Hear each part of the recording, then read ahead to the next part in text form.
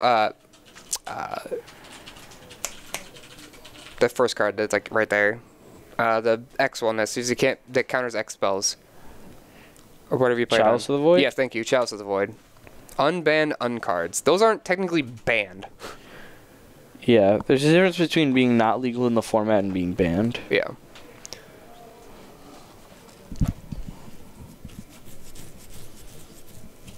I will play Sneak Spy version 5 in my decks. Make legal uncards. I don't know. Most of them are just not. What's that spy guy who's like 1 in a black and has like haste and you can bounce him to your hand or something? I have no idea what you're talking about. Neither do I. Chalice on 1.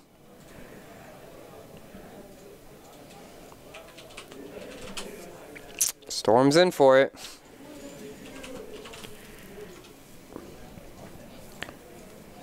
I would play Masterful Ninja.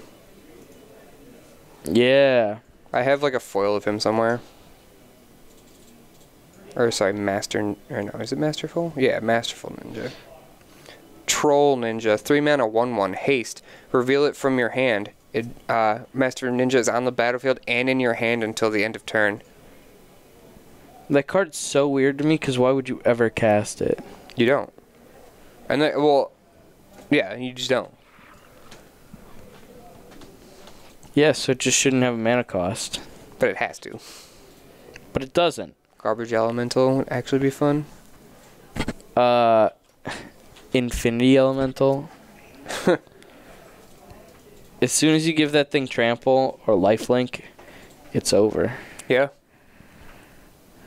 Alright, now my life total is Infinity plus 2. Good luck getting through that. Not that one, lol. Yeah, I know. Garbage Element. There are some fun versions of Garbage Elemental. Then there are some that are pretty mediocre looking. Man, when is he going to tick up his vial? What an idiot. Oh, I found land number 3.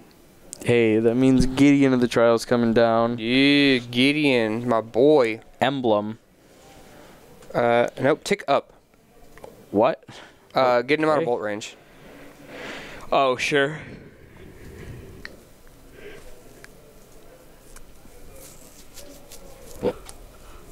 Garbage Elemental D. Ooh, which one is Garbage Elemental? AJ, please pull up Garbage Elemental D for me. I would appreciate it greatly, Gremlin. There's Baral. He says, okay, to the camera. Is this D? Cascade. When it enters the battlefield, roll a D6. Garbage Elemental deals damage equal to the result to target opponent. That's really good. It's very good. Then you can use Krark's Other Thumb. Yes. Which allows you to reroll D6s. Oh, here's Cheese trying to go for it right now. Right? Meow. The hardest thing about this is he can never set anything up. Imagine cascading into Bloodbraid. Yeah, catch me out here nutting. Yeah, you cascade into Bloodbraid, and then you cascade into fucking Violent Outburst. Into Living End. Mind you, all these cards are still on the stack because Cascade is a cast trigger. Yeah. And then, yeah, and then it's over. Although if you build your deck with all these cards in it, you're a failure. Yeah, that's pretty true. Unable to go off. Which is fair. It's very difficult to go off when you can't cantrip at all. Yeah. It looks like he has 2 Sleight of Hands in his hand. I think I saw Serum Visions earlier. They never got to cast. Rough. Out here hoping, beyond all hope, that he gets to actually play Magic this game. Yep. Marc has different other plans, though. Yeah, Marc's basically saying, I don't even need an emblem, I'm just going to kill you. Best Planeswalker? Can Storm get rid of Chalice? Game 1? Probably no. not. No, right? Not unless he's on some spricey shit. No, I think the reason he's playing this out is because there are two things. One is that he can actually win the game still by just only playing 2 and 4 mana spells off of rituals and mana reducer. Yeah. The other reason is because you'd like to see Marc's deck. Yeah. Oh, that should end the game. Yeah. Yep. Chalice on 2? Yeah, you can't do anything there. Best Planeswalker. Arlinn Cord. Disagree. Damn, that's a really shitty opinion. Alright, sideboards here. Storm. 3 Pieces of the Puzzle. No. 2 Blood Moon. 2 Empty the Warren. 1 Wipe Away. 1 Flame Slash. 1 Spell Pierce.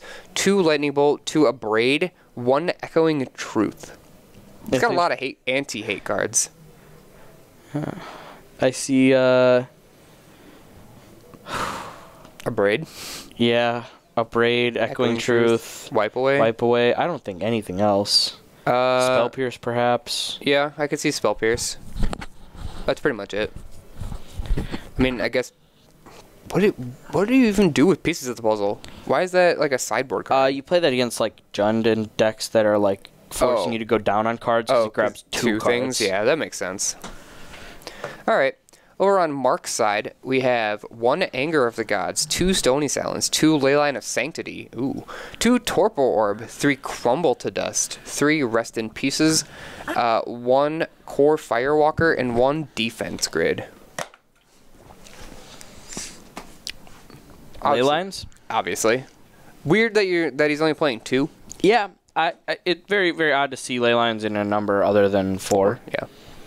Other than that, Core Firewalker? I was gonna say Rest in Peace. Yeah. Normally the win involves using the graveyard. Yeah, that's fair. You play a Braid and Echoing Truth out of the board, and sometimes play Repeal in the main. Repeal does not work on a Chalice on 1, though. Yeah, it does not. Because you have to choose 0 as X, which means... You're casting it for 1. Which means it gets countered. Yeah. It's all pretty rough. Yep. I could see Unsubstantiate in the main. I think I've seen that once or twice. That's what that card's called, right? Yeah. Yeah. That card, sadly, does not deal with that. Is it? Oh, it's only creature, right? Yeah, it's creature or spell. Oh, that sucks. Yeah, it is.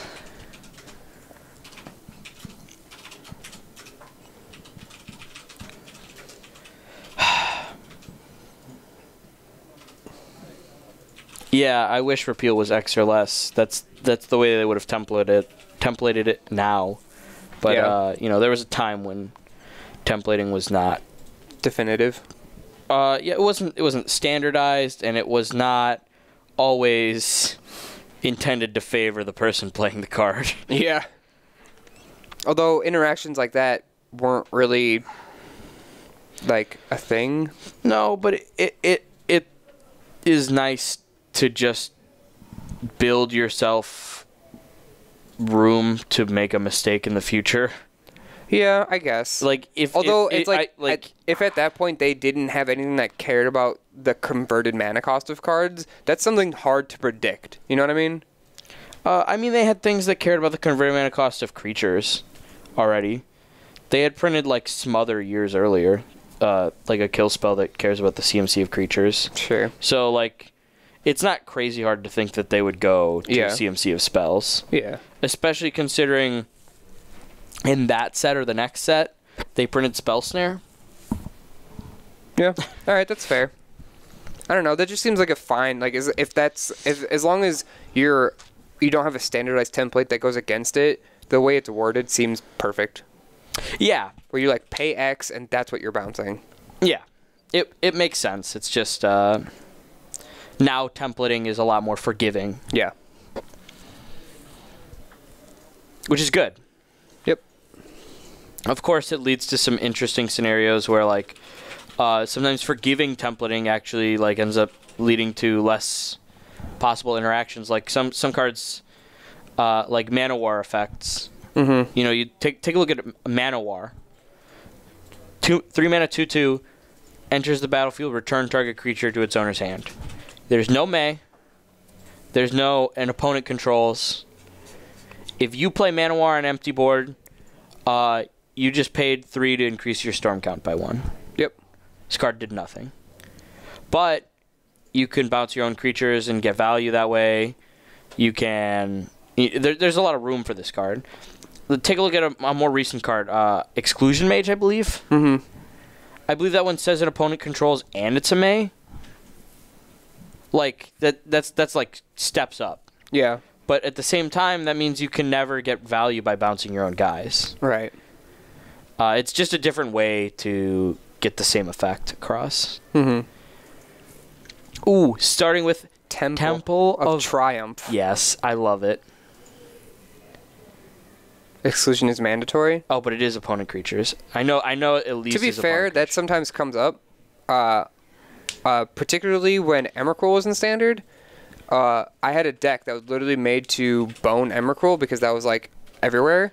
Yeah. And every single card in my deck said, "Do something with a creature your opponents control." Yep. So they would Emrakul me and be able to do nothing. Yeah, unless they wanted to like screw themselves. Right. I mean, oh no, Chalice on 2. Is this game over already? It's really close. He technically still has a guy in play. If I'm him, I'm gonna play it out, trying to get in for. I mean, you can't just scoop, right? You're already down a game. Yeah, no, you don't. But I'm pretty he has at least Hazoret in hand. I think I saw. No. No. That gets countered by Chalice of the Void. Call him out on it, please. Chalice of the Void is not... It is not... It is very much symmetrical. Yeah, please. What is going on? He has double Lightning Helix in his hand. Oh, alright. Chandra, minus. Okay, now this game's over. Yeah. I'm pretty sure he has no ways to win. Oh no, he still has Wipe Away in his deck. How much is Wipe Away? 3? Yeah, it's 1 blue. Okay. And it has Split Second. Not going to be relevant. He's going to need to do end of turn, play a guy, and go off. Yeah. And that's really his only out. He really just doesn't have another chance. Why is the Helix in his hand? They rewinded that far. Yeah. They rewinded it. They rewinded to before it was cast, which I think is technically the wrong call, but whatever. Yeah. Floorside judge is judge. It's like casual REL. Yeah, this is not a competitive REL event. Yeah, so. we're gonna make sure they know what the correct thing is, but we're not gonna call them out on it and stuff. Oh no! Torpor Orb. Just Trinisphere. Oh, that's what I meant. Sorry. Trinisphere. This is main board Trinisphere too. Yeah, it wasn't in the board, which means this should be pretty over.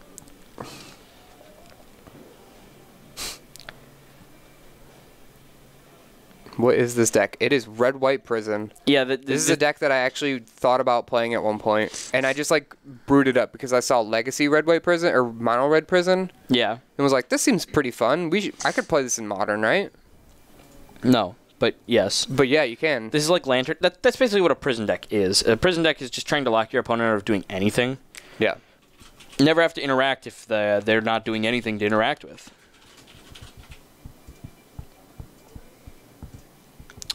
Okay, so you called him out, but he called himself out before you said anything. Okay. Yeah, but they collectively together decided to rewind.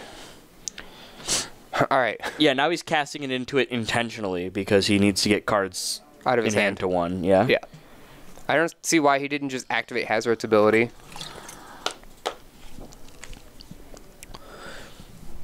Why would you be smart? I mean, I guess he's holding it up in case he plays like I don't even know. Whatever. Well, it's not like it saved him on mana or anything because Trinisphere's in play, so it still costs 3. But it's an ability. Yeah, but he had 2 cards in hand. Yeah. He cast the Lightning Helix. Yeah, he could have just paid 3 mana to throw it with Hazoret. I know, is what I'm saying. It's the correct play, and there's no way, there's no like situation in which it's better to do it the other way. Yeah. He could have pitched it and still had everything. Okay, that's game. Yeah, the third chalice with on 3 for wipe away. Yep. It's enough to finish it.